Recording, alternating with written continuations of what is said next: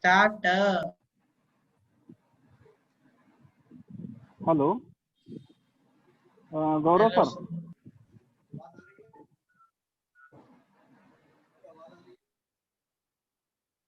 आवाज नहीं आ रही है सर। हाँ Gaurav sir, students 2 minute sir आप होल्ड ऑन। म्यूट पे हो। Gaurav sir, can you hear me?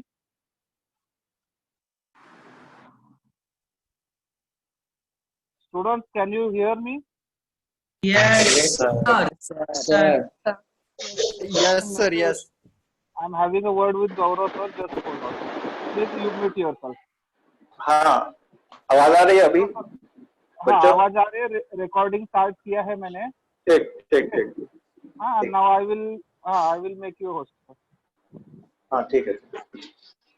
So the angular bisector theorem says internal angular bisector of any angle of triangle divides opposite side in the ratio of its adjacent side. जैसे मान लो, सबसे पहले तो triangle का notation कैसे करते हैं, जैसे capital A, capital B, capital C, इसको हम लोग ट्राइंगल के वर्टाइसेस के लिए यूज करते हैं। ठीक है, capital A, capital B, capital C triangle के वर्टाइसेस के लिए यूज करते हैं या ट्राइंगल के एंगल को डिनोट करने के लिए यूज करते हैं। और स्मॉल ए, स्मॉल बी, स्मॉल सी हम लोग ट्राइंगल के साइड के लेंथ को डिनोट करने के लिए यूज करते हैं। ठीक है, अब देखो कैपिटल ए के सामने वाला साइड जो होता है वो क्या होता है, उसको हम लोग स्मॉल ए से डिनोट करते हैं। कैपिटल बी वाले एंगल के सामने वाला side small B and capital C के सामने वाला साइड स्मॉल सी। तो जो जैसे मान लो कैपिटल ए का जो एंगुलर बाइसेक्टर है, तो वो ये वाली लाइन है, इतनी AD। तो ये जो एंगल है थीटा और थीटा होगा, इक्वल होगा, क्योंकि वो एंगुलर बाइसेक्टर है। सो क्या बोला गया है कि जो BD अपॉन DC होता है, angular bisector divides opposite side. Divides मतलब एंगुलर बाइसेक्टर ऑपोजिट साइड को जहां पे इंटरसेक्ट करता है, BD upon DC, that is in the ratio C upon B, adjacent side के रेशियो में। किस रेशियो में? एडजेसेंट साइड के रेशियो में। ठीक है, so BD upon DC is equal to C is to B। इसका ये मतलब नहीं कि ये वाला लेंथ C होगा और ये वाला लेंथ B होगा, लेकिन ये वाला जो रेशियो होगा that will be C is to B। ये बात सबको समझ में आई? सर एक बार वापस रिपीट करोगे? वापस फिर से सुन लो। The theorem on angular bisector says that internal angular bisector of any angle, जैसे मान लो A वाले एंगल का मैं एंगुलर बाइसेक्टर लिख रहा हूं, डिवाइड्स द ऑपोजिट साइड। जो ऑपोजिट साइड है उसको ये वाली लाइन कहीं इंटरसेक्ट कर रही होगी, in the ratio of its adjacent side. देखो जैसे इसके बगल में C वाली साइड है, तो ये जो है C इज टू B वाले रेशियो में डिवाइड हो रही होगी। ठीक है, जैसे फॉर एग्जांपल अगर इफ यू थिंक अबाउट ये ट्राइंगल ABC है, ये स्मॉल है, ये स्मॉल B, ये स्मॉल C, और ये एंगुलर बाइसेक्टर है B का, और जैसे मान लो ये E पे इंटरसेक्ट कर रहा है, तो यहां पे हम लोग क्या लिख सकते हैं कि AE upon EC, this should be what? C upon A। AE upon EC is equal to C upon A।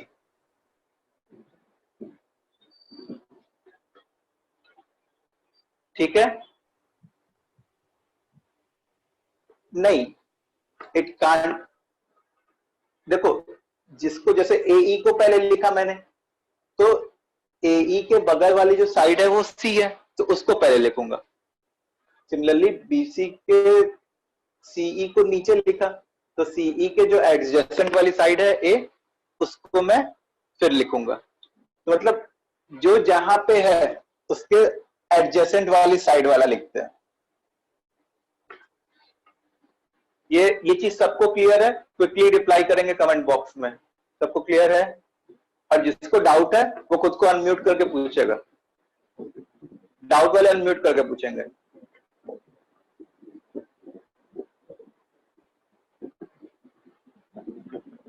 तो सर हाँ बोलो। तो फिर ये जो रेशियो है वो उन डिवाइडेड साइड्स की लेंथ ढूंढने के लिए काम आता है, बराबर? मैं अभी क्वेश्चन दिखाता हूं तुमको, तो उसमें तुमको पता चलेगा कि कैसे टाइप के क्वेश्चन बनते हैं। ठीक है? ओके।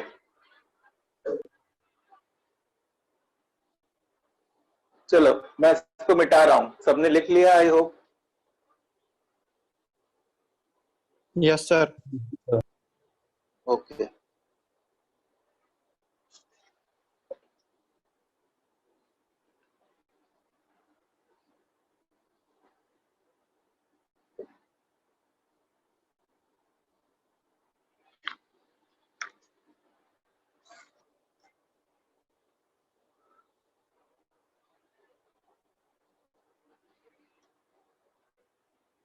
जैसे क्वेश्चन है, मतलब मैं अब ऐसे तो क्वेश्चन एक स्टेटमेंट में दिया रहता है, मैं तुमको डायग्रामेटिकली एक्सप्लेन कर देता हूं।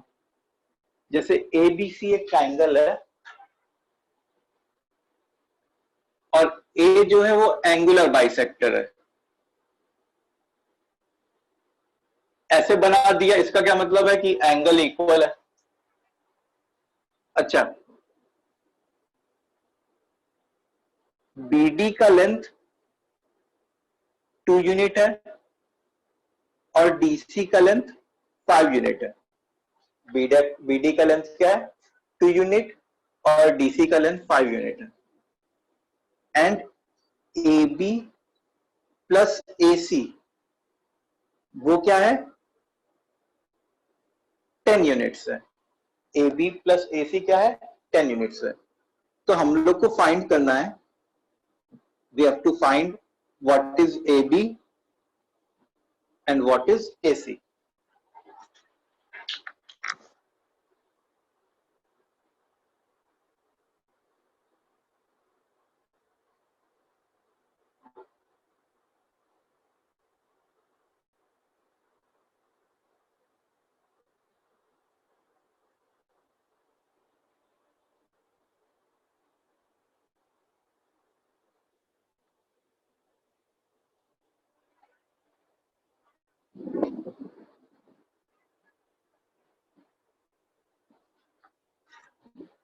Twenty by 7 and 50 by 7.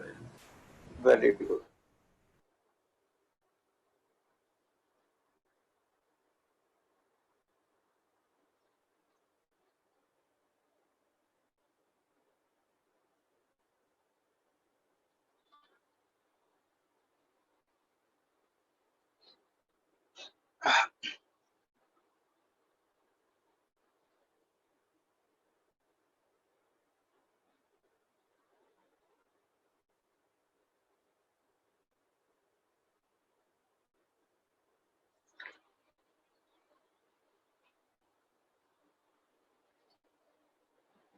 Good.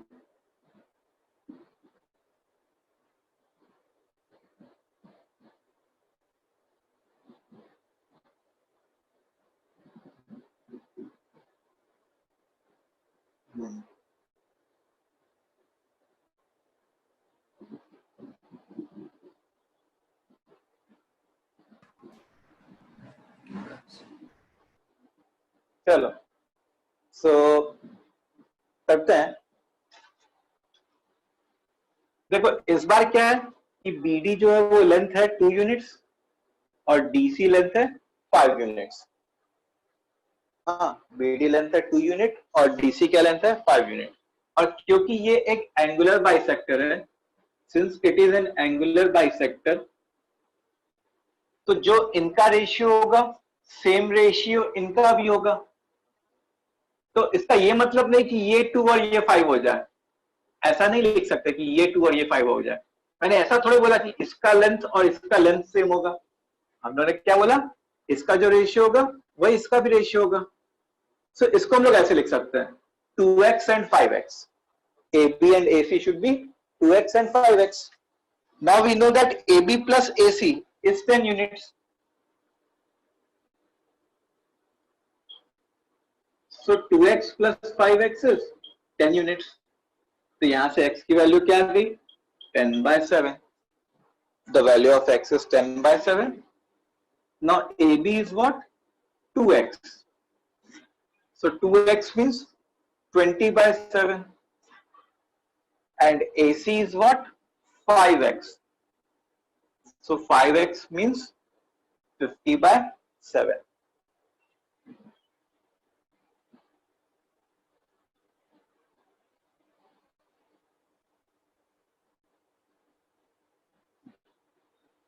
ठीक है, समझ में आ गई बात। How did we apply the angular bisector theorem. एक और क्वेश्चन करते हैं। हाँ सर। इसमें किसी को डाउट हो तो अनम्यूट करके पूछो। नहीं सर। किसी को शर्माने की जरूरत नहीं, किसी को डाउट हो तो अनम्यूट करके पूछना। नहीं है, चलो let's move to next question.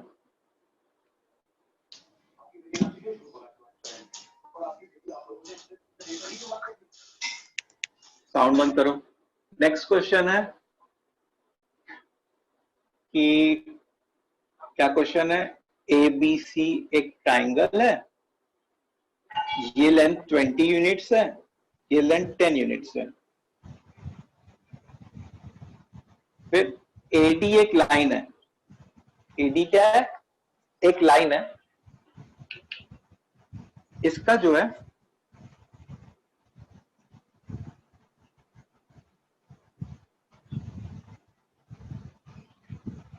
Eighteen units है और इसकी लेंथ 9 यूनिट्स है। इतना 18 है और इतना क्या है, 9 है। तो find angle BAD minus angle DAC। इसको तुमको फाइंड करना है, angle BAD minus angle DAC। 0 yes, 0 sir. 0 sir. Video lag हो रहा है क्या, सही चल रहा है? 0 सर। सही है सर। सही है। बाकी लोग भी करो जल्दी जल्दी।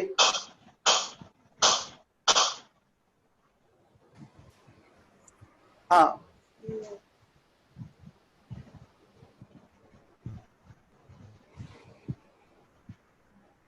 पर सर ये 0 है, किसे दिखाएंगे? हाँ वो बताता हूँ। समझ में नहीं आता। अभी तक क्या मैंने इस क्वेश्चन में बोला क्या कि AD वाली जो लाइन है वो एंगुलर बाइसेक्टर है? नहीं। ऐसा बोला? नहीं बोला? नहीं बोला। तो हम लोग ऐसा तो ये मान नहीं सकते कि ये एंगल और ये एंगल इक्वल ही होगा, ऐसा नहीं मान सकते। लेकिन देखो, अगर तुम AB अपॉन AC निकालते तो वो क्या आता तुम्हारा, 20/10 आता, 2:1 आता, 2:1 जो भी कहो। और अगर तुम BD अपॉन DC निकालते तो दैट वुड हैव बीन 18/9, मतलब वो भी 2 आ जाता। इसका क्या मतलब है कि ये जो AD है वो एक स्पेशल लाइन है। वो कैसी स्पेशल लाइन है कि जो ऑपोजिट साइड को रेशियो ऑफ एडजेसेंट साइड में डिवाइड कर रही है। तो इससे हम लोग को ये पता चल गया। हाँ, म्यूट करो, किसी के बैकग्राउंड म्यूजिक आ रहा है। कि AD जो है वो एंगुलर बाइसेक्टर है। AD is what, angular bisector. इससे हमको ये पता चल गया। अच्छा, जैसे ही AD एंगुलर बाइसेक्टर हो गया तो ये वाला एंगल और ये वाला एंगल इक्वल हो गया। AD एंगुलर बाइसेक्टर हो गया.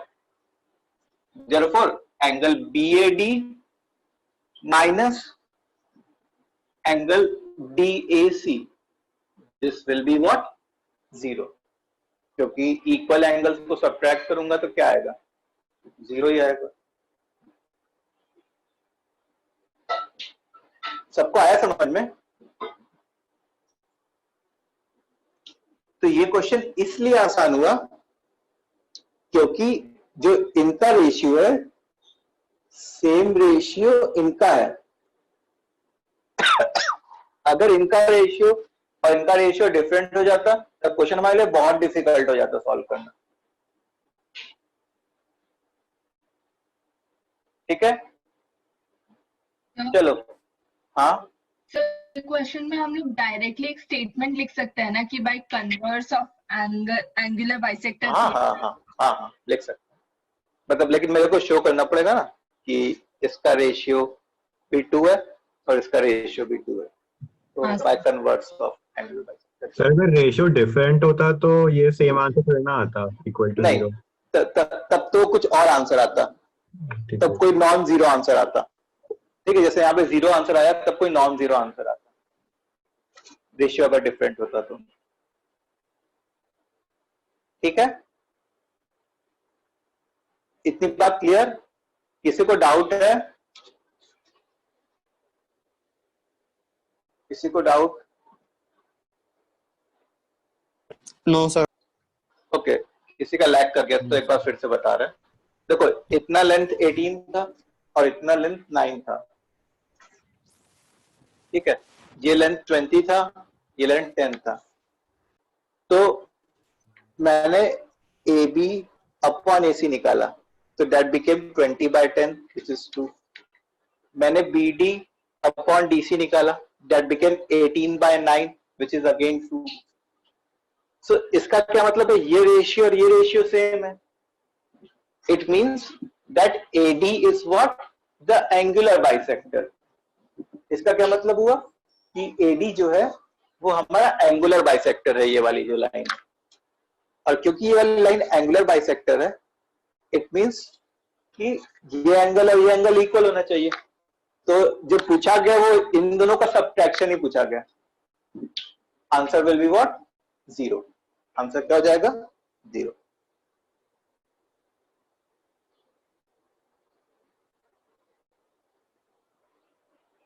चलो मैं आगे बढ़ता हूं. आई होप सबको क्लियर हो गया होगा, इसमें अब किसी को डाउट नहीं.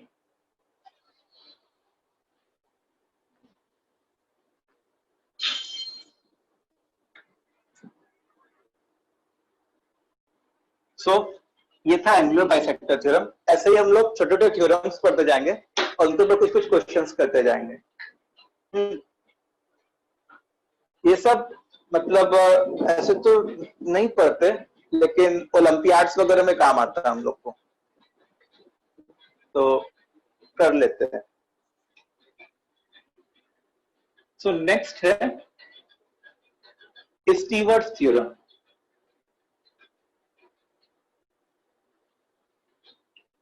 अब स्टीवर्ट्स थ्योरम बहुत ही पावरफुल थ्योरम है. इसमें क्या होता है, जैसे ये A है, ये B है, ये C है और AD कोई भी लाइन है. AD is any line. मतलब ऐसा नहीं बोला गया कि AD वाली जो लाइन है वो एंगुलर बाइसेक्टर ही है. AD is any line. ठीक है. अच्छा, इस वाले की साइड स्मॉल c, इस वाले की साइड स्मॉल b और A के ऑपोजिट की साइड स्मॉल a. ठीक है. अच्छा, ये जो BD का लेंथ है वो m है, जो CD का लेंथ है वो n है और ये जो AD का लेंथ है वो x है. ठीक है. तो यहाँ पे m और n जो है वो रेशियो नहीं है. यहाँ पे जो m और n है वो क्या है? एक्चुअल लेंथ है. सो m is the length of BD and the n is the length of CD. So Stewart theorem says कि जैसे सेक्शन फॉर्मूले टाइप का लगाते थे ना, इसका होल्स जैसे दिस इंटू दिस करते थे वैसे टाइप, तो इसमें क्या करो, C square into M plus B square into M. कैसे याद रखना मैं वो बता रहा हूं। इज इक्वल टू, पहले तो दो ब्रैकेट्स लिखना है, तो पहले ब्रैकेट में क्या लिखेंगे, this plus this, m plus n, और दूसरे ब्रैकेट में क्या लिखेंगे, this into this plus X square. ठीक है, कैसे याद रखना है फिर से सुनो कि this square into this plus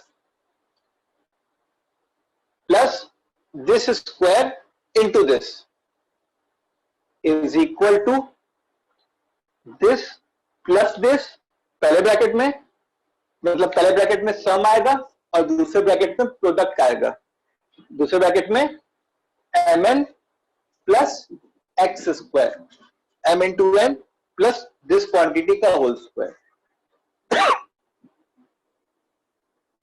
अब देखो ये वाली चीज पावरफुल क्यों है, ये वाली चीज पावरफुल इसलिए है, this formula is very powerful because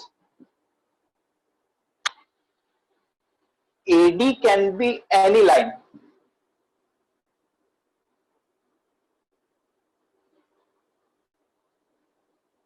मतलब AD चाहे तो एंगुलर बाइसेक्टर हो, AD चाहे तो मीडियन हो, कुछ भी हो, उसके लिए ये वाला फॉर्मूला एप्लीकेबल होगा। ठीक है, तो एक बार जो है तुम लोग खुद से डायग्राम बनाओ और ये फॉर्मूला खुद से एक बार लिखो, याद हो जाए तुमको। सर इससे हम लोग क्या कैलकुलेट कर सकते हैं? इससे हम लोग जो है इससे हम लोग वो निकाल सकते हैं कि जो एंगुलर बाइसेक्टर का लेंथ है या जो तुम्हारे मीडियन का लेंथ है वो क्या होगा। अभी मैं दिखाता हूँ इसको मिटा के, ठीक है। आप इसका प्रूफ बताओगे? प्रूफ में अभी कोई भी डिस्कस नहीं करने वाला, अभी केवल हम लोग एप्लीकेशन पार्ट सीखने वाले हैं। प्रूफ हम लोग जो है एक चैप्टर आता है प्रॉपर्टीज ऑफ ट्राइंगल, उसमें सीखेंगे सारे के प्रूफ। ठीक है, नहीं तो फिर वी विल डेविएट। सर पिछले वाले थ्योरम का प्रूफ आरडी शर्मा में है 10th स्टैंडर्ड की। हाँ वो 10th का थ्योरम है, पिछला वाला जो थ्योरम है वो 10th का थ्योरम है, angular bisector theorem. Angular bisector theorem 10th का थ्योरम है, तो पिछले वाले का थ्योरम का प्रूफ होता है आरडी शर्मा में। उसमें जो है दोनों लाइंस मतलब उसके पैरेलल एक लाइन बनाते हैं। वो एक ए बी ए को एक्सटेंड कर देंगे आगे। हाँ, एक्सटेंड करके पैरेलल बनाते हैं। तो वो थोड़ा टाइम कंज्यूमिंग है।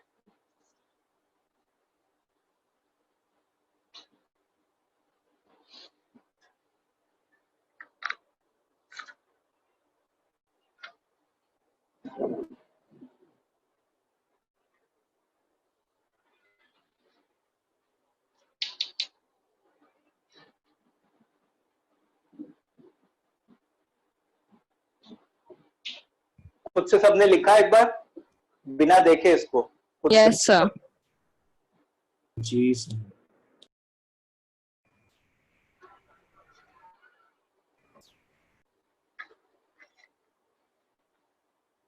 ओके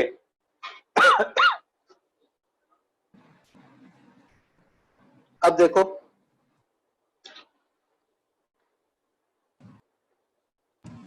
कि कैसे टाइप के क्वेश्चन बन सकते हैं हमारे। इसको मैं मिटा रहा हूं।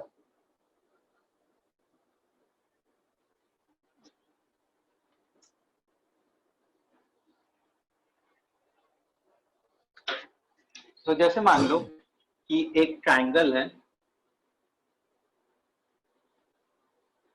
ए बी सी, इसका लेंथ 6 यूनिट्स है, इसका लेंथ 8 यूनिट्स है,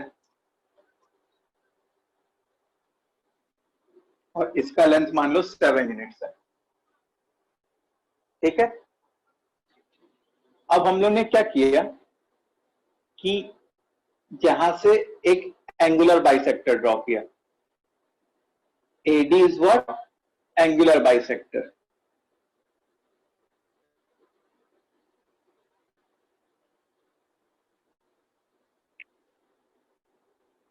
Then find length of AD.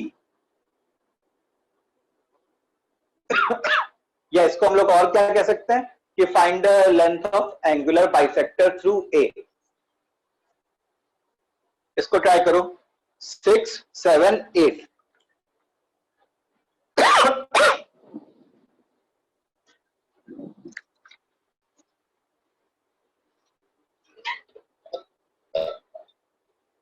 Sir इसमें बोलो। एंगुलर बाइसेक्टर थ्योरम इन्वॉल्व है शायद। हाँ, दोनों का मिक्सचर है।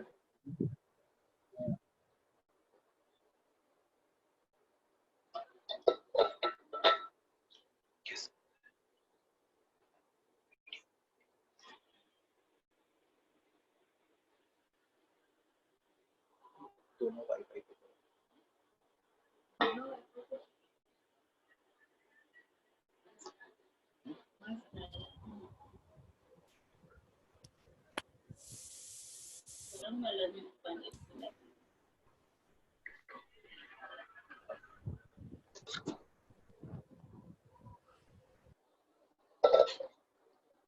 Sir 6 units.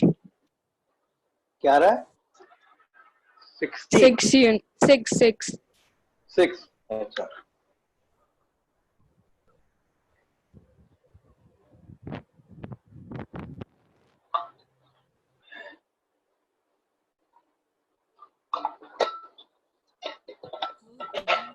इसलिए ना सर BC 7 यूनिट्स है ना? BC 7 यूनिट्स है। हाँ, ओके अच्छा।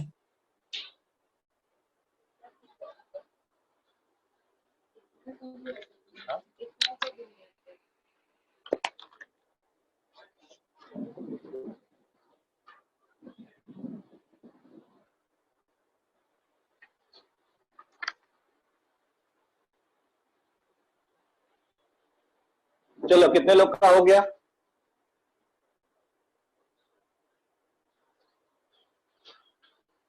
एक बच्चा, जल्दी जल्दी कमेंट करो जितने लोग का हो गया।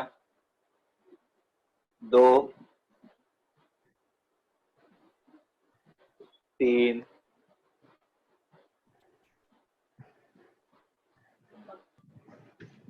4, 5, 6, गुड, वेरी गुड। 7, 8, 9, 10, 11, 12। चलो करते हैं। तो देखो यहाँ पे AD एक एंगुलर बाइसेक्टर वाला है ना? तो अब तुमको ये लेंथ निकालने के लिए तुम ये और ये लेंथ पता होनी चाहिए। ठीक है, सो अब क्योंकि एंगुलर बाइसेक्टर है तो इनका रेशियो क्या है? 6:8। मतलब इनका रेशियो जो है वो 3:4 है एडजेसेंट साइड का। इसका मतलब इसको 3x ले लिया और इसको क्या ले लिया? 4x। यहां से यहां 3x और यहां से यहां 4x। So 3x plus 4x, this will become what? 7। तो यहां से अपना x क्या आ जाएगा? 1 आ जाएगा।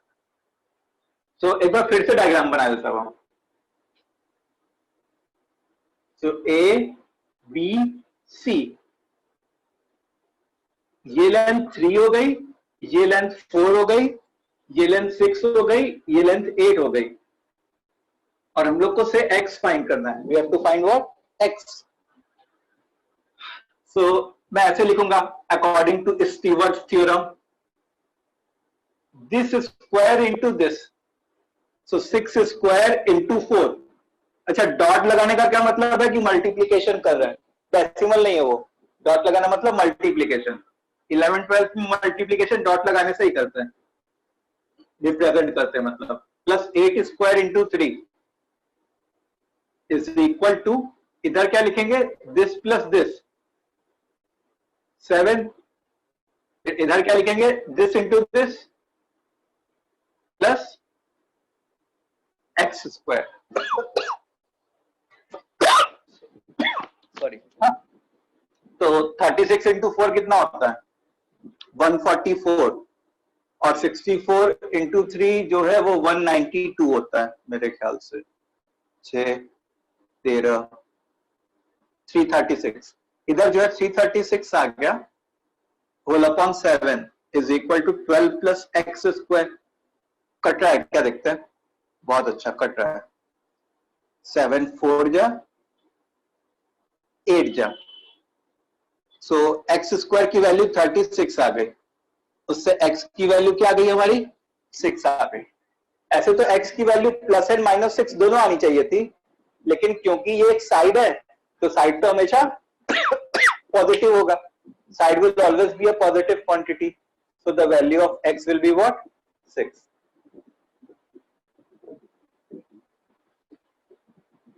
समझ में आई बात सबको?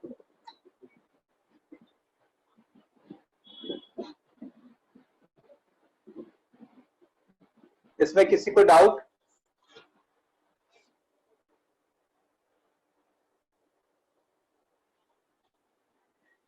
अच्छा, इसी का नेक्स्ट पार्ट है, सेकंड पार्ट, फाइंड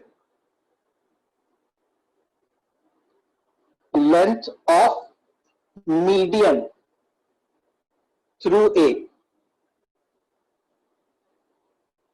ए से जो मीडियन जा रहा है, मीडियन का काम क्या होता है, ऑपोजिट साइड को इक्वली दो पार्ट में डिवाइड कर देना, या ऑपोजिट साइड को क्या कर देना, बाइसेक्ट कर देना, ये मीडियन का काम होता है हमारे। So length of median find करने का एक फॉर्मूला होता है जो कुछ बच्चे पढ़े होंगे शायद 9th या 10th में, पढ़े हो क्या कोई, लेंथ ऑफ मीडियन फाइंड करने का फॉर्मूला, अपॉलिनस थ्योरम?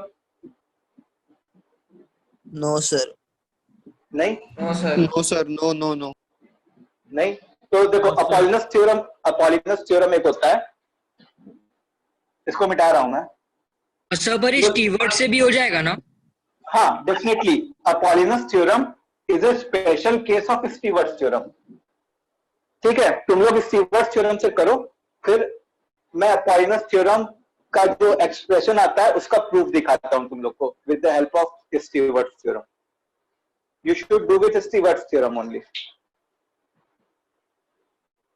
ठीक है, जितने कैलकुलेशन को आप मिनिमाइज कर सकते हो उतना मिनिमाइज करना, ऐसा नहीं कि बस आंख बंद करके मल्टीप्लाई करते गए, कुछ कैंसिल हो रहा हो तो फटाफट कैंसिल करना। हाँ सही है।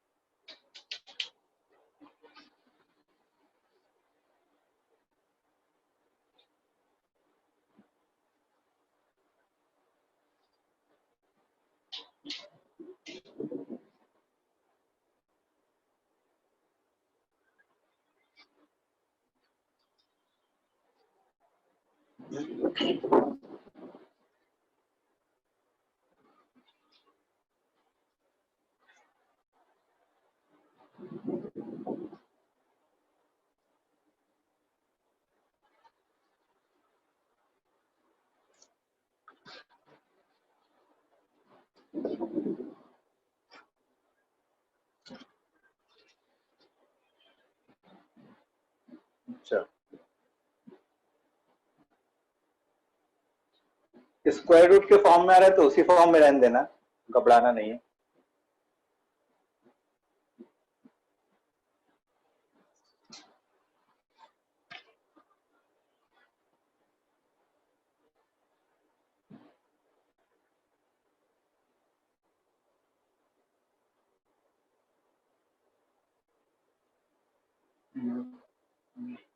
चलो, तो देखो, अकॉर्डिंग टू स्टीवर्ट्स थ्योरम मैं क्या लिखता, ये ए है, ये बी है, ये सी है।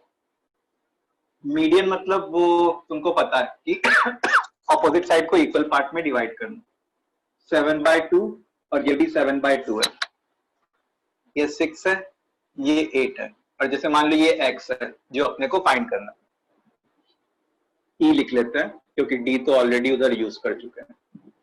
तो देखो, according to Stewart's theorem what are we going to get, 6 square into 7/2 plus 8 square into 7/2 is equal to this plus this, so this plus this will result in 7 into this square, this into this, 49/4 plus x square।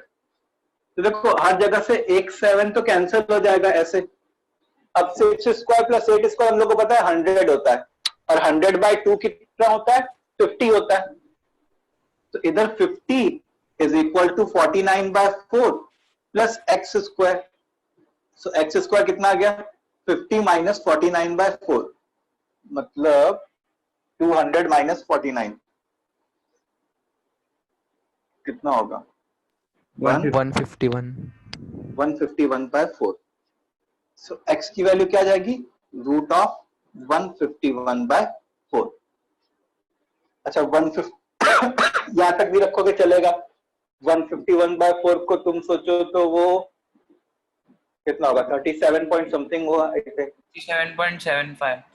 हाँ, मान लो root of 37.7 मान लो आ गया, तो ये approximately 6.1 के around कुछ हो जाएगा। आई थिंक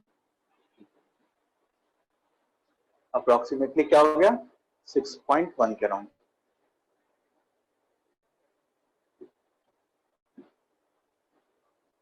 ठीक है। अच्छा, अब हम लोग फॉर्मूला डिराइव करते हैं लेंथ ऑफ मीडियन का, जिसको हम लोग क्या कहते हैं, अपॉलिनस थ्योरम।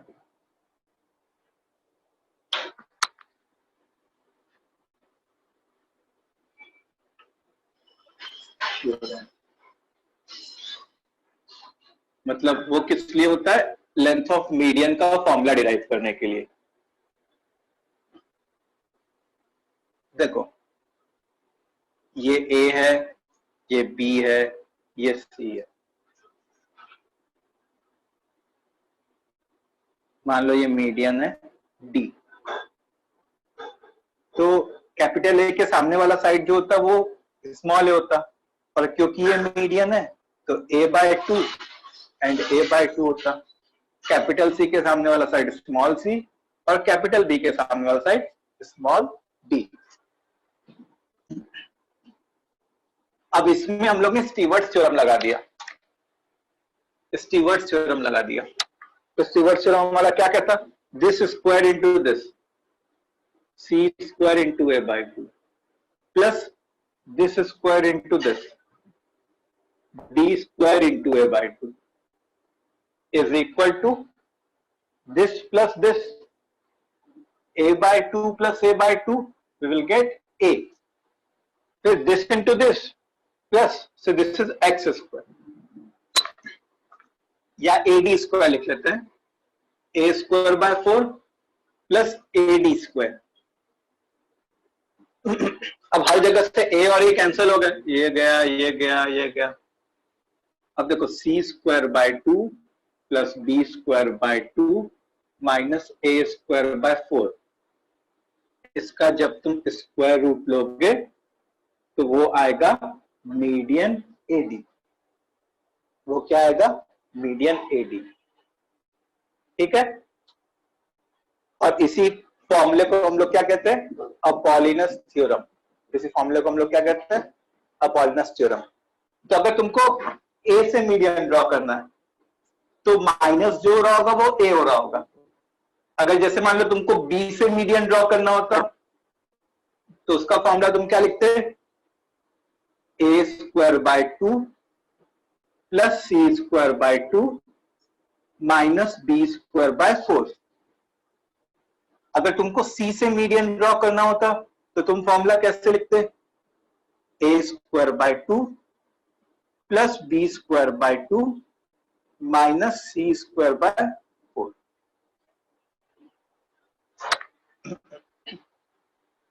तो इसी को हम लोग अपॉलिनस थ्योरम कहते हैं। So we can say that Apollonius theorem, Apollonius ये लिखा है ना, स्पेलिंग माइट भी थोड़ी गलत हो सकती है, मिस्टेक हो सकती है थोड़ी।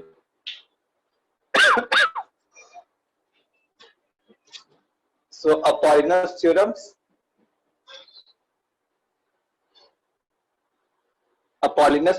helps us in finding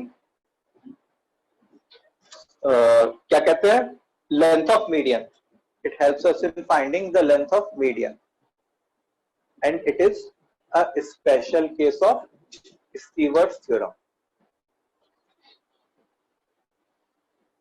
ठीक है, हम लोग ने क्या किया?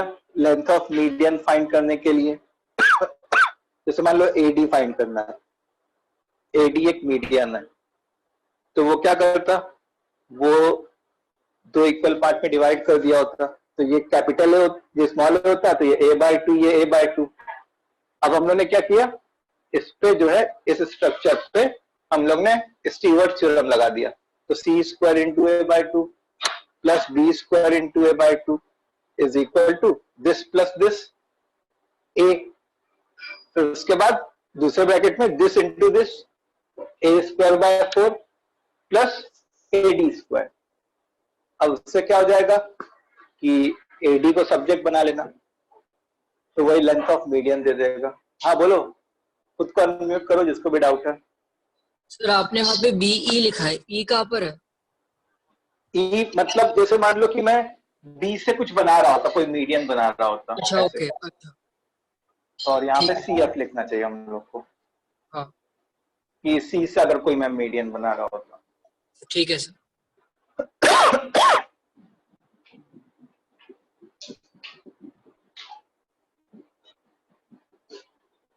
ठीक है, सबको समझ में आ गया? हैंड्स डाउन कर लो जिसका डाउट हो गया, हैंड्स डाउन कर लो। सर वो a/2 और वो a/2 कैसे कट गया a से? क्या कह रहे हो? a/2 और a/2 नहीं कहता, बस ए और ए काटा है मैंने। जैसे मान लो यहाँ से दोनों जगह से ए तुम कॉमन लेते हैं, तो यहाँ पे आता, वो इस ए के साथ कैंसिल हो जाता, तो बचता क्या? C square by 2 plus B square by 2 is equal to a square by 4 plus ad square। ठीक है अब हम सर, लोग क्या करते हैं? हाँ सर समझ गए। ओके,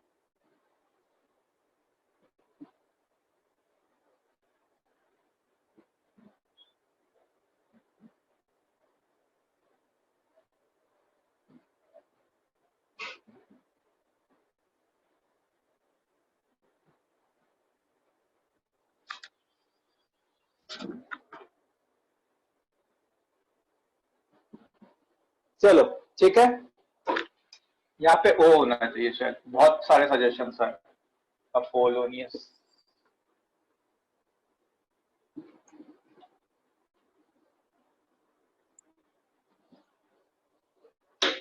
अब जो है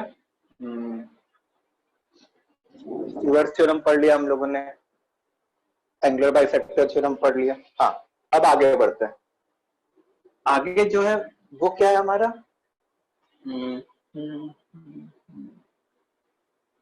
triangle inequality. Triangle inequality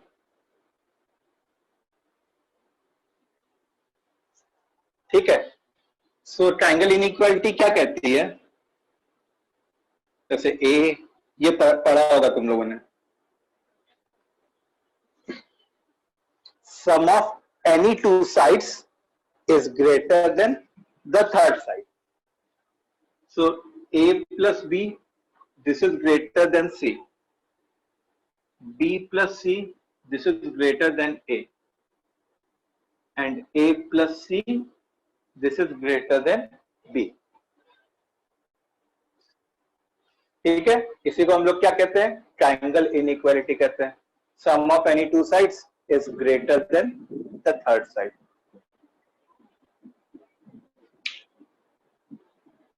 okay, अब इसके ऊपर क्वेश्चन करते हैं। ये इनइक्वालिटी तो पढ़ी होगी तुम लोगों ने। क्वेश्चन जो है वो क्या है, देखो।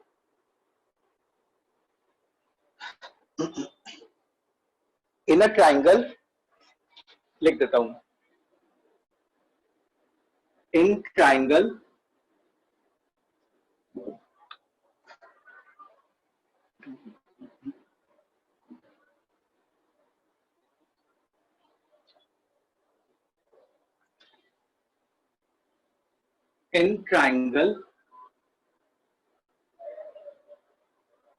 having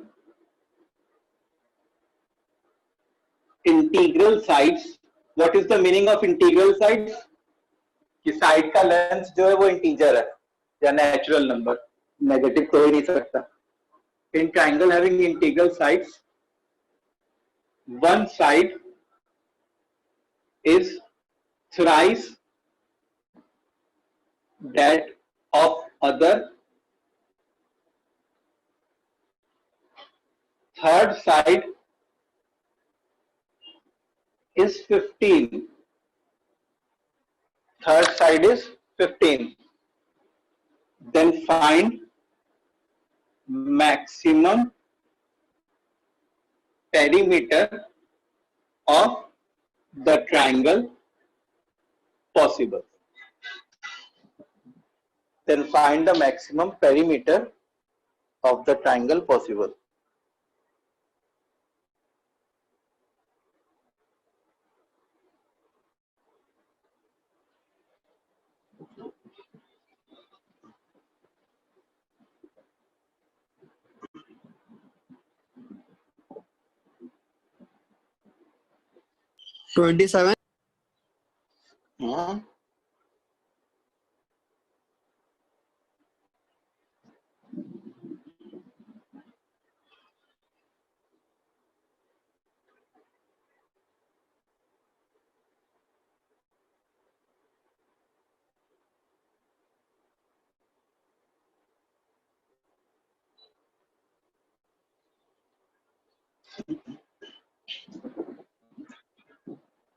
नहीं,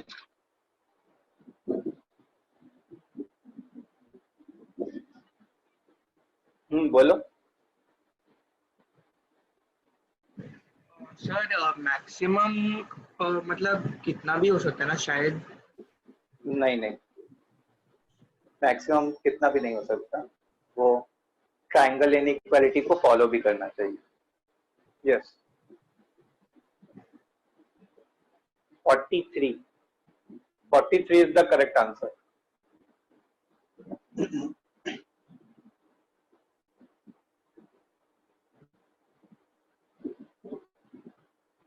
हाँ, सीवुड्स तुमने रेज हैंड किया है। 008।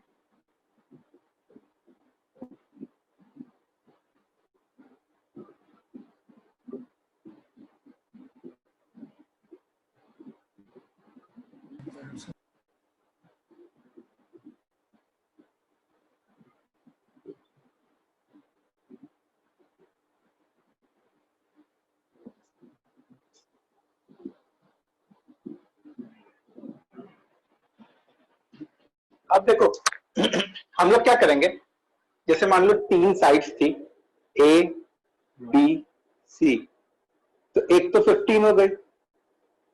अच्छा, एक अगर A है तो दूसरी क्या हो जाएगी? 3A। मतलब जो 3 साइड्स है हमारी, those are A, 3A and 15, A 3A and 15, तो इनमें से कौन सी बड़ी है कौन सी छोटी है वो हमको नहीं पता कि 15 से बड़ा कौन है 15 से छोटा कौन है।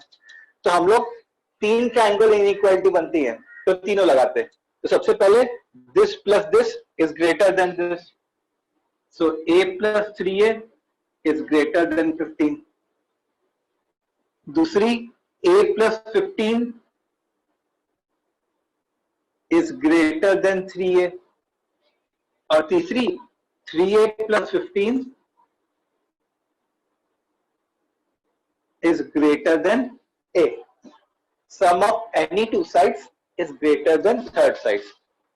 अब देखो यहां से क्या गया, A is greater than 15 by 4.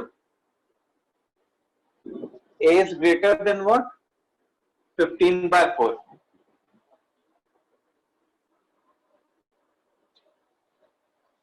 अच्छा यहां से क्या गया, जैसे इस A को उधर लेके जाओगे तो A is less than 15 by 2, और इसको इधर लेके आओगे तो A is greater than -15 by 2. A is greater than -15 by 2. अच्छा A क्या है, वो साइड लेंथ है, तो वो तो हमेशा -15 by 2 से तो बड़ी होगी ही। तो इसके बारे में तो अलग से सोचना ही नहीं है, this will always be true, A will always be greater then -15 by 2। अच्छा हम लोग को क्या चाहिए कि इसकी भी बात बन जाए और इसकी भी बात बन जाए।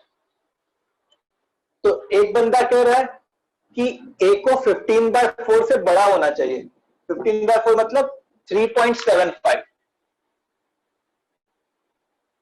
और दूसरा बंदा कह रहा है A को 15 by 2 से कम होना चाहिए, मतलब 7.5।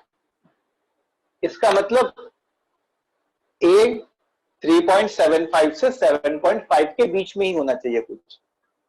अच्छा क्योंकि इस ट्रायंगल की जो साइड लेंथ है वो इंटीग्रल साइड्स है, इट मींस कि A जो है 4, 5, 6 और 7 यही हो सकता था, यही 4 A हो सकते थे, because these are the integers lying between 3.75 and 7.5। अच्छा हमारा टारगेट क्या है, हमारा तो टारगेट है कि मैक्सिमम पेरीमीटर फाइंड करना। सो मैक्सिमम पेरीमीटर फाइंड करने के लिए हम लोग को A की मैक्सिमम वैल्यू लेनी पड़ेगी। So for finding maximum perimeter we will have to take maximum value of A. So A maximum will be what? 7.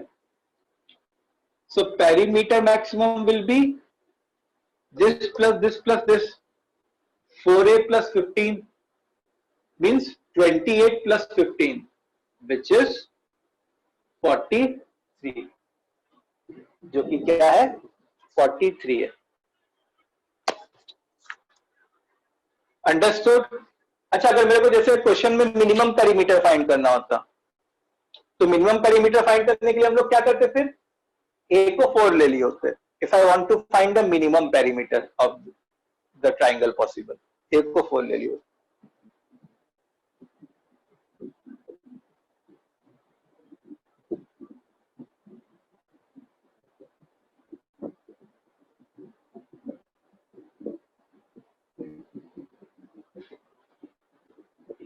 ठीक है,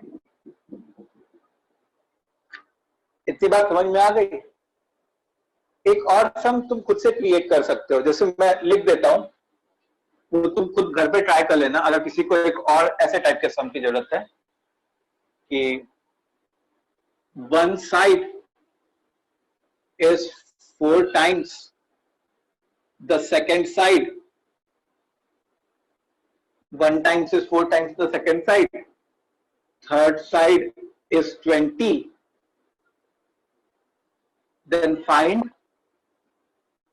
minimum perimeter. Then find minimum perimeter. ठीक है, इसको घर पे एक बार ट्राई कर लेना, इस क्वेश्चन को, उसी टाइप का क्वेश्चन है। सर हाँ सर ये दूसरे क्वेश्चन में वो साइंस इंटीग्रल नहीं है क्या? क्या कह रही हो, आवाज नहीं आ रही। जैसे पहले वाले क्वेश्चन में साइज इंटीग्रल थे, ये वाले क्वेश्चन में साइज इंटीग्रल नहीं है? नहीं इंटीग्रल है, हाँ भूल गया, साइड्स इंटीग्रल है, नहीं तो प्रॉब्लम हो जाएगी। साइड्स इंटीग्रल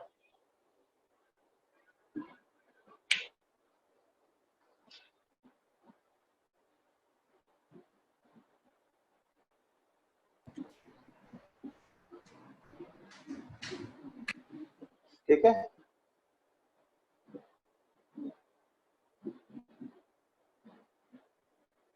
आगे बढ़ा जाए हम लोग। सर चलो, किसी को कोई डाउट तो एक बार अनम्यूट करो खुद को और पूछ लो जल्दी से। सर अगर साइड्स इंटीग्रल नहीं भी है तो हम ए की मैक्सिमम वैल्यू तो फिर भी पुट कर ही सकते हैं ना? नहीं नहीं, वहां पे क्या हो जाता है ना कि जैसे मान लो a ग्रेटर देन 5 आ जाए, तो मतलब मैं a इज इक्वल टू 5 नहीं ले सकता हूं, ठीक है। जैसे मान लो कि a जो है तुम्हारा से 5 से लेके 10 तक आ गया और इंटीग्रल साइड्स नहीं बोला गया, तो मतलब a की स्टार्टिंग तुम ऐसे कह सकते हो कि a की स्टार्टिंग 5 से नहीं होगी, a की स्टार्टिंग 5 के थोड़े बड़े से होगी। अच्छा वो कितना बड़ा होगा दैट वी डोंट नो, मतलब 5 से जस्ट बड़ा। कोई कहेगा कि सर 5.001, तो मैं उसके आगे और 2-3 जीरो लगा दूंगा ताकि वो 5 के और करीब पहुंच जाए। सो कोई मेरे से पूछे कि 5 से जस्ट बड़ा कौन सा नंबर है, तो मैं कहूंगा वो मैं नहीं बता सकता कि 5 से जस्ट बड़ा कौन सा नंबर है। जब भी ट्राइंगल इनइक्वालिटी लगती है तो a plus B greater than C होता है, ठीक है, ग्रेटर देन इक्वल टू नहीं होता। अगर हाँ, अगर यहाँ पे इक्वालिटी आ गई होती, बाय चांस अगर इक्वालिटी आ गई होती, then things would have been different. तब हम लोग a की मिनिमम वैल्यू को 5 बोल सकते थे। समझ में आ रहा है क्या बोलना चाह रहे हैं? Yes. So greater than and greater than equal to में बहुत ज्यादा डिफरेंस है। जैसे अगर कोई बोले कि केवल ये वाली सीन है, a is between 5 to 10, तो यहाँ पे कोई मेरे से पूछे कि a की मिनिमम वैल्यू क्या होगी, तो मैं कहूंगा कि a की मिनिमम वैल्यू मैं नहीं बोल सकता, बस मैं ये बोल सकता हूँ कि हाँ a की वैल्यू 5 से थोड़ी सी बड़ी होगी। अब कोई पूछेगा कि सर कितनी बड़ी होगी, तो वो तुम बता सकते हो क्या कि 5 से कितनी बड़ी होगी, एग्जैक्टली कौन सी वैल्यू होगी 5 से बड़ी वाली, नहीं बता सकते। तो इस केस में you cannot tell the minimum value of it, but if the scenario is something like this, in this case you can tell that the minimum value of a is 5।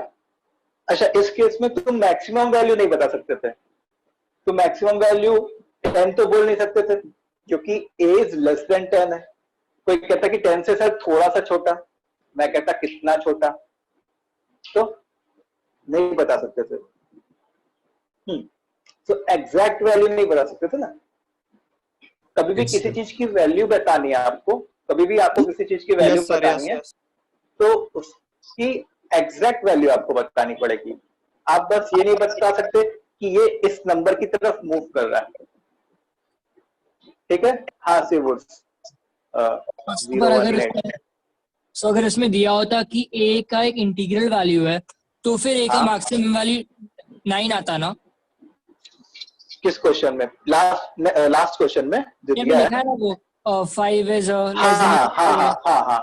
अगर ऐसा होता कि a एक sound बंद करो, पीछे से sound आ रहा है, a जो है एक इंटीजर है, अगर ऐसा बोला गया होता कि a एक इंटीजर है, तब यहाँ पे मैं a का मैक्सिमम वैल्यू 9 बोल सकता था, और a इंटीजर है तो मैं यहाँ पे a का मिनिमम वैल्यू 6 बोल सकता था। ओके ठीक है।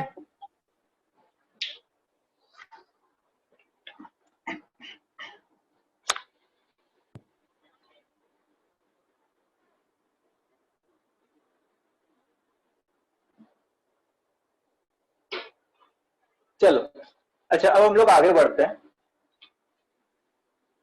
नेक्स्ट है हमारा साइन रूल। ठीक है, साइन रूल। हाँ, तुम्हारा डाउट हो गया तो हैंड ओवर कर दो।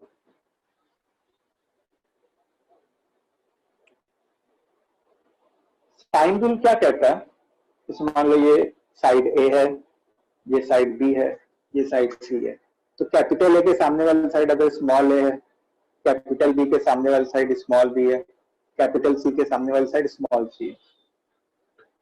तो साइन ए जो है, साइन रूल जो है उसका स्टेटमेंट है small A upon sine capital A is equal to small B upon sine capital B is equal to small C upon sine capital C.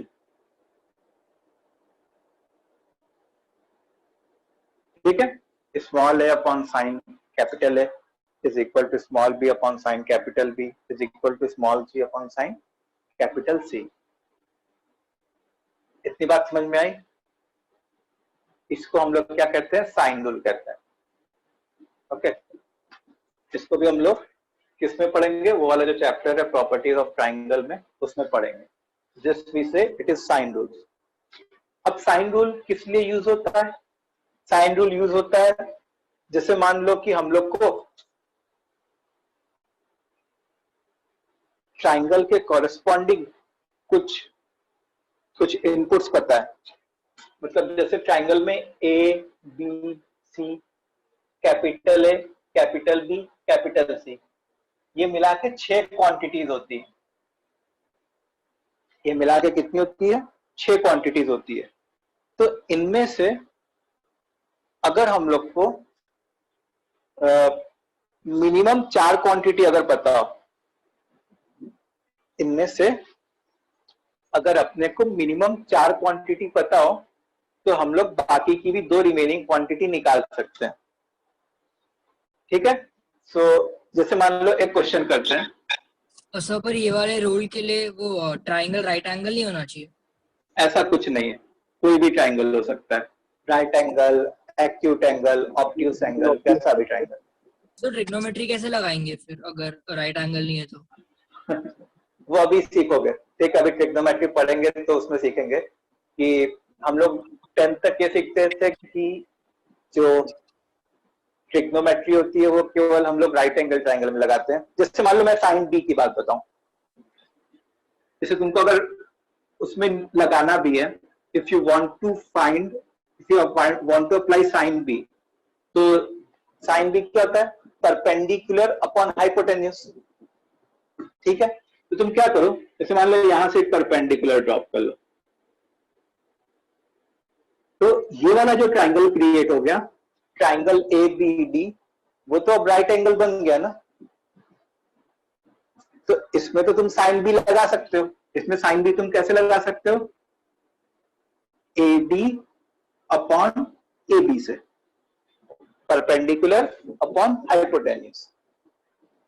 ठीक है, तो ऐसा नहीं है कि कोई ट्राइंगल जब राइट एंगल्ड होगा, जैसे ए बी सी ट्राइंगल जब राइट एंगल्ड होगा, तभी हम उसका क्या कहते हैं,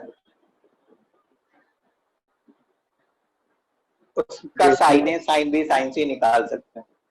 एक नॉर्मल ट्राइंगल का भी, जो एक्यूट एंगल ट्राइंगल है या ऑब्ट्यूस एंगल ट्राइंगल है, एक जनरल ट्राइंगल, उसमें भी तुम साइन ए, साइन बी, साइन सी निकाल सकते हो। जैसे यहाँ पे मैंने साइन बी निकाल के दिखा दिया। जैसे ए डी की कुछ फिक्स लेंथ होगी, ए बी की कुछ फिक्स लेंथ होगी। समझ में आई बात?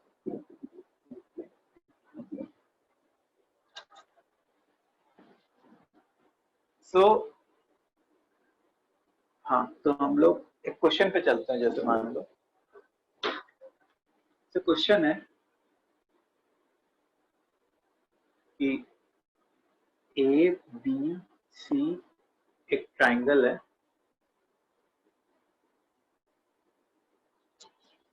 इसका लेंथ 10 है,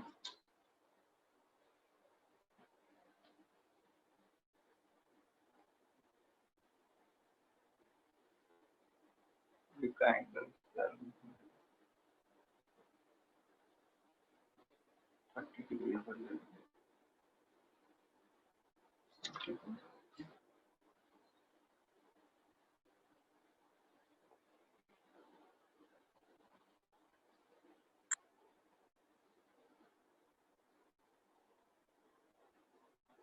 इस मान लो ये एक ट्रायंगल है, ये 30 डिग्री है, ये 10 है और ये 10√3 है। Then find angle B, find angle B.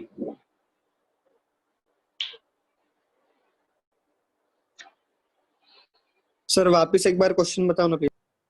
Question ये लिखा हुआ है, एबीसी एक ट्रायंगल है जिसमें ये एंगल 30 डिग्री है, ये 10 है सर 60 और ये डिग्री। जो है 10√3 है। तो हम लोग को एंगल बी फाइंड करना है। Sir 60 degree. हाँ सही है।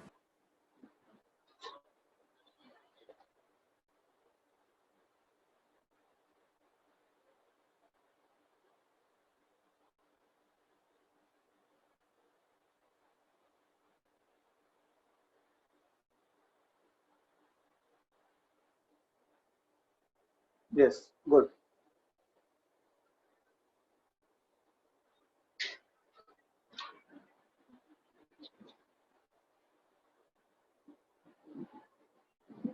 So,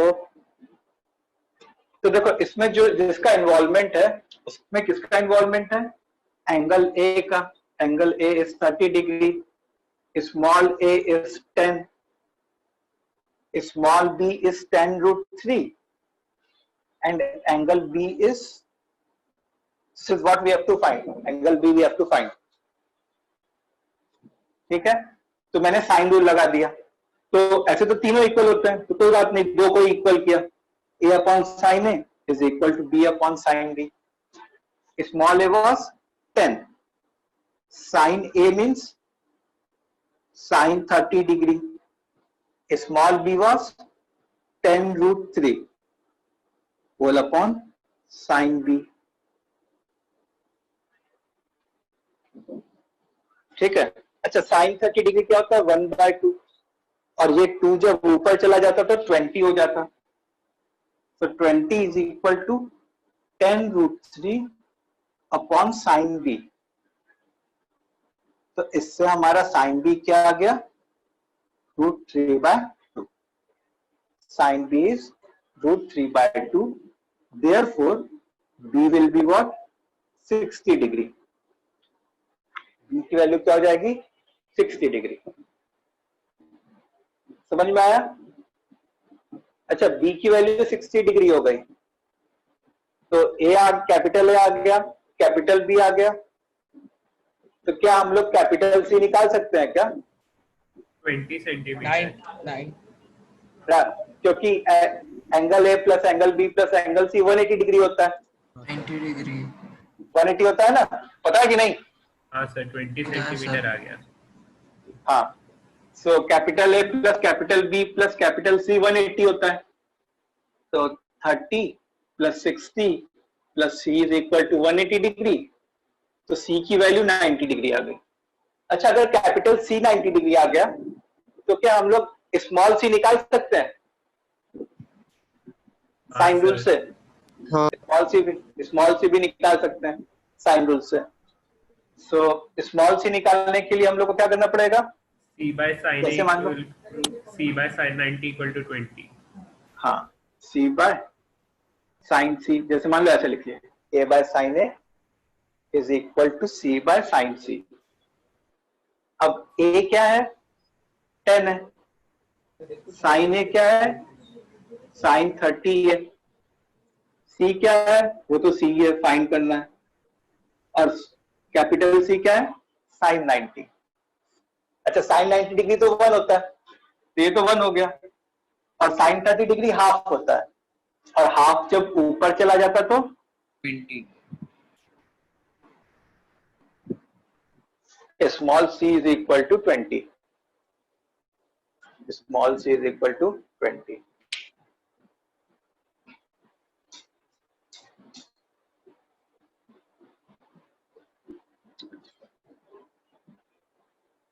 ठीक है,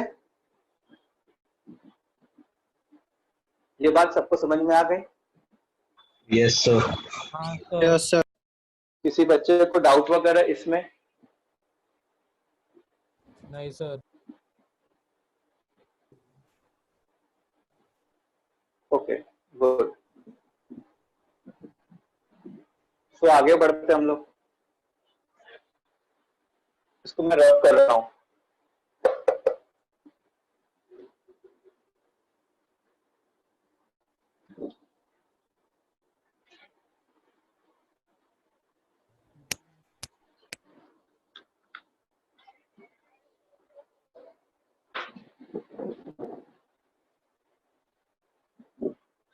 अब देखो, साइन रूल के बाद एक होता है कोसाइन रूल।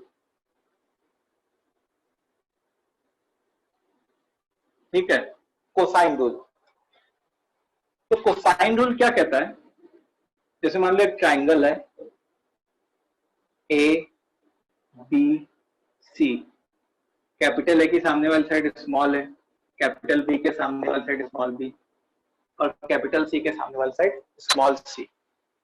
तो अगर तुम कॉस ए लिखना चाहो तो कॉस ए क्या होता? Cos A would have been, उसका ये फॉर्मूला होता है according to the cosine rule, B square plus C square minus A square whole upon 2bc। B, देखो जब मैं ए लिखूंगा तो ए सब्ट्रैक्ट हो रहा होगा, स्मॉल ए सब्ट्रैक्ट हो रहा होगा, तो B square plus C square minus A square whole upon 2bc। ठीक है, और तुम ऐसे भी सोच सकते हो कि जब मैं एंगल ए के बारे में बात कर रहा हूँ तो उसके लिए बी वाली साइड और सी वाली साइड तो सिमेट्रिकल है, ए के लिए तो सिमिलर टाइप की है बी और सी, तो उनके साथ डिफरेंट काइंड का बिहेवियर तो कर नहीं सकते, उनके साथ हम लोग को क्या करना पड़ेगा? सेम टाइप का बिहेवियर करना पड़ेगा। So cos A is what? B square plus C square minus A square upon 2bc। अच्छा, अगर मैं कॉस बी लिखना चाहूं तो कॉस बी में क्या लिख सकता था बताओ? A square plus C square minus B square by 2ac। 2ac। Say if I want to write cos c, तो cos c कैसे लिखूंगा? a square plus B square minus C square upon 2ab upon 2ab। समझ में आई बात? Again इसका proof जो हम लोग उस चैप्टर में पढ़ेंगे, फॉर द टाइमिंग ये फॉर्मूला याद रखें। अच्छा, ये बहुत ही यूटिलिटी वाला फॉर्मूला है, इससे कुछ तुम्हारे 9-10 के थ्योरम्स प्रूव हो जाएंगे, जैसे पाइथागोरस थ्योरम। जैसे पाइथागोरस थ्योरम में क्या होता है कि अगर जैसे मान लो ये एंगल ए 90 डिग्री है, तो हम लोग ऐसा कहते हैं ना कि A square is equal to B square plus C square. ठीक है, तो अगर तुम इसमें एंगल ए को 90 डिग्री प्रूफ पुट कर दो, एंगल ए को 90 डिग्री पुट कर दो, तो cos 90 कितना होता है बताओ जल्दी से? 0 होता है। B square plus C square minus A square whole upon 2bc। इसका मतलब क्या हो गया कि B square plus C square की वैल्यू किसके बराबर आ गई? ए स्क्वायर के बराबर आ गई। और ये किसका फॉर्मूला होता है? Pythagoras theorem. वैसे 9-10 में हम लोग अलग तरीके से प्रूफ करते हैं पाइथागोरस थ्योरम को। हाँ, यहाँ पे हम लोग कोसाइन रूल से प्रूफ कर दिए पाइथागोरस थ्योरम। ठीक है, चलो इतना लिख लो जल्दी से।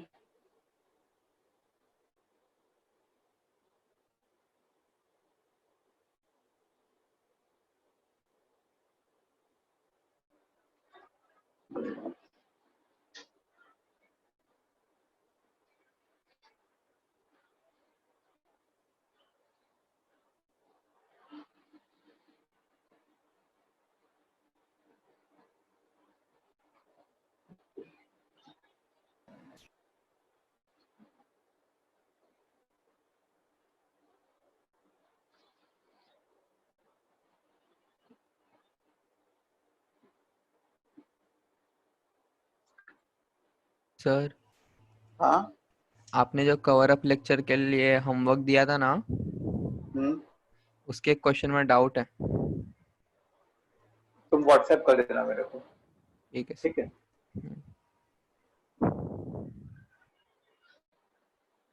चलो इसको मिटाए।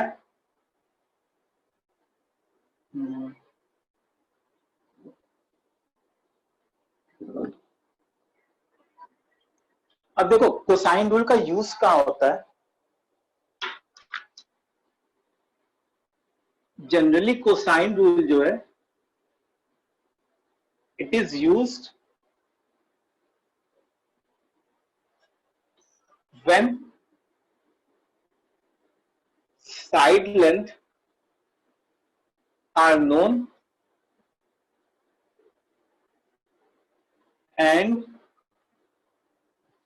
and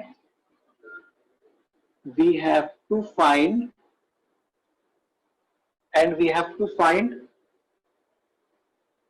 info regarding angles, and we have to find some information regarding angles. ठीक है। तो जैसे मान लो सबसे पहली बात तो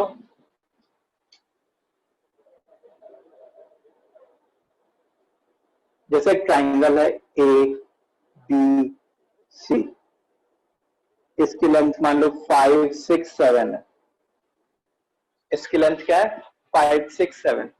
तो अगर हम लोग से पूछा जाए कि इसके एंगल्स क्या क्या होंगे, तो जैसे मान लो कि मैं अगर एंगल ए फाइंड करना चाहता, if I want to find angle A, तो मैं ऐसे लिखता cos A is equal to 5 square. देखो कैसे याद करते हैं, आजू बाजू वाले का होल स्क्वायर का sum 5 square plus 6 square minus 7 square whole upon 2 into 5 into 6। So 25 plus 36 minus 49 whole upon 60. So 25 plus 36 plus 25 कितना होता है यार 61 minus 49 12 means it will become 1/5. So cos A is equal to 1/5. अब देखो हम लोग ने जो मतलब 10 तक cos पढ़े हैं, तो उसमें क्या पढ़ा था कि कुछ एंगल्स के लिए cos की वैल्यू पड़ी थी। जैसे 30 डिग्री के लिए 1/2 होता है, 45 डिग्री के लिए 1/√2 होता है, 30 के लिए √3/2 होता है, 45 के लिए 1/√2 होता है, 60 के लिए 1/2 होता है। तो किसी ना किसी एंगल के लिए cos 1/5 हो रहा होगा। वो कहां से निकालेंगे, वो किसी कैलकुलेटर से निकाल सकते हैं, साइंटिफिक कैलकुलेटर से, या फिर एक बुक के पीछे ट्रिग्नोमेट्रिक टेबल दिया होता है, वहां से भी निकाल सकते हैं। ठीक है। तो हमारा मोटिव अभी एग्जैक्टली कौन सा एंगल आ रहा है उसको निकालना नहीं है। अभी हमारा ये मोटिव नहीं कि एग्जैक्टली कौन सा एंगल आ रहा है हमारा। ठीक है। लेकिन हाँ ये जरूर बता सकते हैं कि उस एंगल का कॉस क्या हो रहा होगा। सिमिलरली तुम कॉस बी निकाल सकते हो, सिमिलरली तुम कॉस सी निकाल सकते हो। इतनी बात क्लियर है? बोलो, ये बात समझ में आई? Yes sir. ओके ओके, इसको जल्दी से लिखो, फिर एक और पॉइंट डिस्कस कर लें।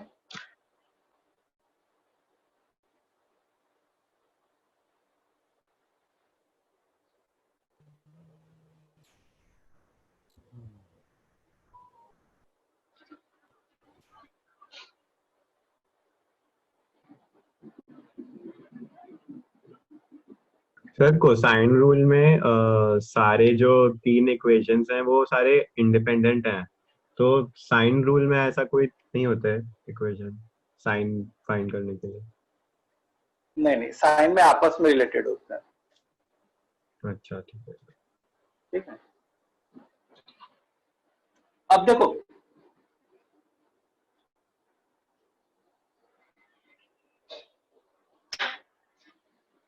दूसरा यूज है कोसाइन रूल का. It is also used to find whether triangle is acute or obtuse. It is also used to find whether the triangle is acute or obtuse. उसको जानने से पहले एक बात जानना बहुत जरूरी है. जैसे मान लो A अगर एक acute एंगल है, acute एंगल करता है 90 से कम होता है, तो उसका जो कॉस होगा वो पॉजिटिव क्वांटिटी होगी. ठीक है, अभी तुम लोग को थोड़ा अजीब लगेगा. ए अगर एक ऑब्ट्यूस एंगल है तो उसका जो कॉस होगा वो एक नेगेटिव क्वांटिटी होगी. अगर ए ऑब्ट्यूस एंगल है, तुम लोग ने उसमें बेसिक ट्रिग्नोमेट्री पढ़ लिया क्या फिजिक्स में? नहीं सर. नहीं तो कोई बात नहीं. अभी बस फॉर द टाइम बिंग ये रिमेंबर करो कि अगर ए ऑब्ट्यूस एंगल होगा तो उसका कॉस जो है वो क्या होगा? नेगेटिव होगा. ए एक्यूट एंगल होगा, उसका कॉस जो है वो क्या होगा? पॉजिटिव होगा. मतलब कोई एंगल अगर 90 से बड़ा हो जाए, ठीक है, हाँ सेकंड क्वाड्रेंट में होगा. ठीक है, कोई एंगल अगर 90 से बड़ा हो जाए, तो मान लो एक ट्राइंगल है जिसका एक एंगल 120 डिग्री है, तो उसका जो कॉस होगा वो नेगेटिव होगा. तो अब कोसाइन रूल हम लोग को ये भी हेल्प करता है. जैसे मान लो कि मैंने एक ट्रायंगल ले लिया,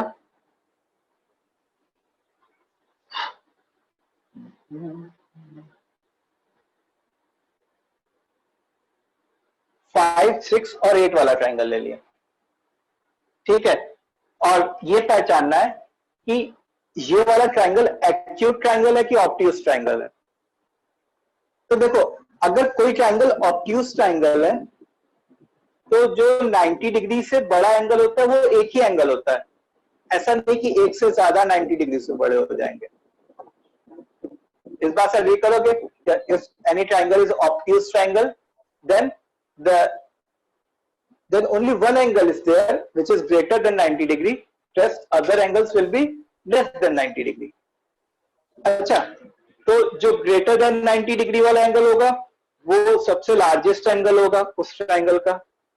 yes. और हम लोग ने ये भी पढ़ा है कि जो लार्जेस्ट एंगल होता है वो लार्जेस्ट साइड के ऑपोजिट होता है. ये पढ़ा तुम लोग ने 9th या 10th में कि the largest angle is opposite to the largest side. The smallest angle is opposite to the smallest side.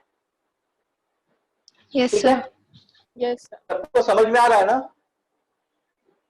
बोलो सब लोग, कमेंट करो, सबको समझ में आ रहा है कि नहीं आ रहा? कि किसी को डाउट है? यस सर, समझ में आ रहा है. ओके. सो अब सबसे लार्जेस्ट एंगल, सबसे लार्जेस्ट साइड कौन सी है? एक. तो जो भी डिपेंड करना है वो इसी एंगल पे डिपेंड करना है, 8 के सामने वाले एंगल पे. तो मैंने केवल cos A निकाला, तो cos A क्या हो गया? 5 square plus 6 square minus 8 square whole upon 2 into 5 into 6. अब देखो 5 स्क्वायर कितना होता है? 25. 6 स्क्वायर कितना होता है? 36. 8 स्क्वायर कितना होता है? 64. होल अपॉन नीचे कितना बन रहा है? 60. अब ये कैसी क्वांटिटी हो गई? एक नेगेटिव क्वांटिटी हो गई. This is what? A negative quantity. तो cos A नेगेटिव आ गया. इसका क्या मतलब है? A जो एंगल है वो ऑब्ट्यूस एंगल है. ऑब्ट्यूस एंगल है. इसका मतलब वो वाला जो ट्रायंगल है वो कौन सा ट्रायंगल होता? Obtuse triangle. Therefore, triangle ABC would have been obtuse triangle.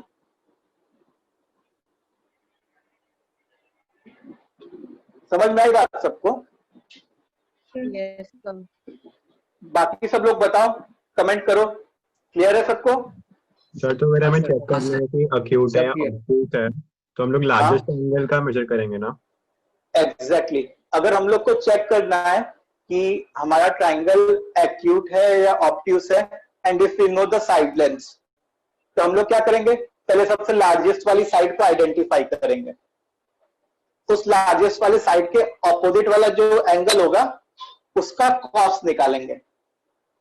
अगर उसका कॉस पॉजिटिव आ गया तो वो पूरा ट्राइंगल एक्यूट ट्राइंगल है, और उसका कॉस अगर नेगेटिव आ गया तो वो पूरा ट्राइंगल ऑब्ट्यूस ट्राइंगल।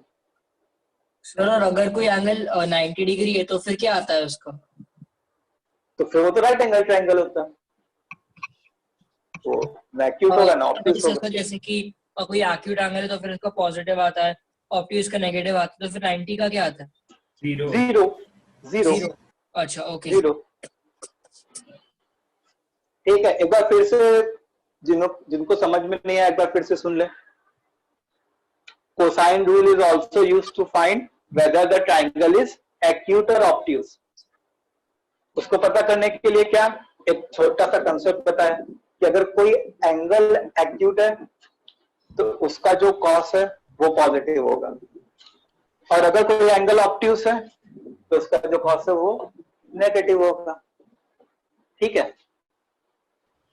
तो अब हम लोग को ये पता है कि अगर कोई ट्राइंगल ऑब्ट्यूस है तो उसका एक ही एंगल 90 से बड़ा होगा, बाकी सारे एंगल तो 90 से छोटे होंगे। फिर ये भी पता है कि जो लार्जेस्ट साइड होती है उसके ऑपोजिट वाला एंगल लार्जेस्ट एंगल होता है। सो अब मैंने क्या किया, हम लोगों ने कुछ यूं सोचा कि cos A जो है, अब ये 5, 6, 8 दिया हुआ हम लोग को, तो इसके सामने वाले एंगल A है उसका cos निकाल लो। तो cos से क्या हो जाएगा, 5 square plus 6 square minus 8 square whole upon 2 into 5 into 6, जो कि अल्टीमेटली क्या आ गया, एक नेगेटिव क्वांटिटी आ गई। अब cos A नेगेटिव है, इसका मतलब एक ऐसा एंगल हो गया, एक ऑब्ट्यूस एंगल हो गया। अगर ये एंगल ऑब्ट्यूस हो गया मतलब ये ट्राइंगल कैसा हो गया, ये ट्राइंगल जो है एक ऑब्ट्यूस एंगल ट्राइंगल हो जाता। अगर यहां पे cos पॉजिटिव आता, अगर यहां पे cos पॉजिटिव आता तो हम लोग क्या कहते, ये एक एक्यूट ट्राइंगल होता, एक्यूट एंगल ट्राइंगल होता। हम लोग cos किसका निकालेंगे, उस एंगल का निकालेंगे जो लार्जेस्ट साइड के ऑपोजिट है।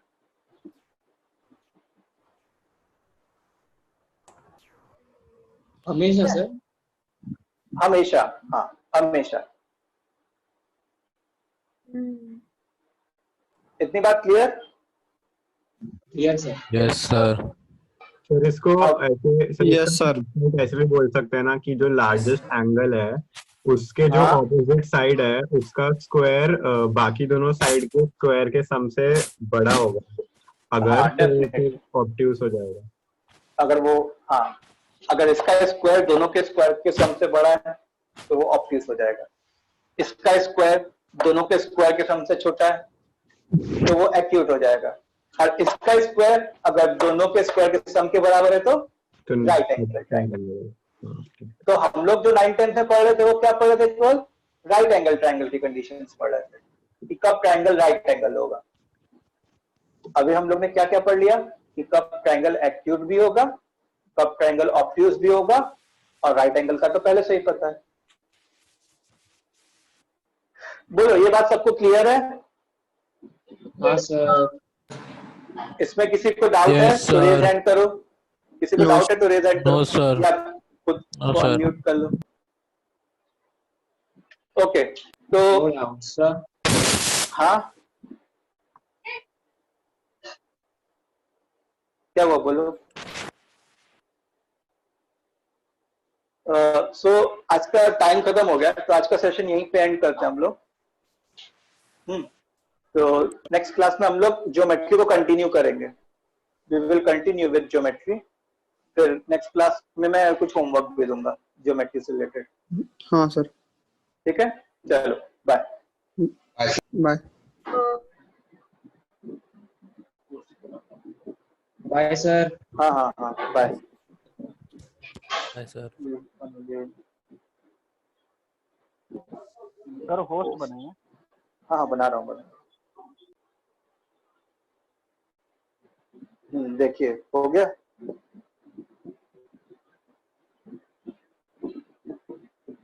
रोहित सर। यस सर बोलिए ना। हाँ हो गया ना, मैं लीव कर रहा हूँ, होस्ट हाँ, आप बन गए हो। ठीक है, हाँ चलिए बाय। Okay bye.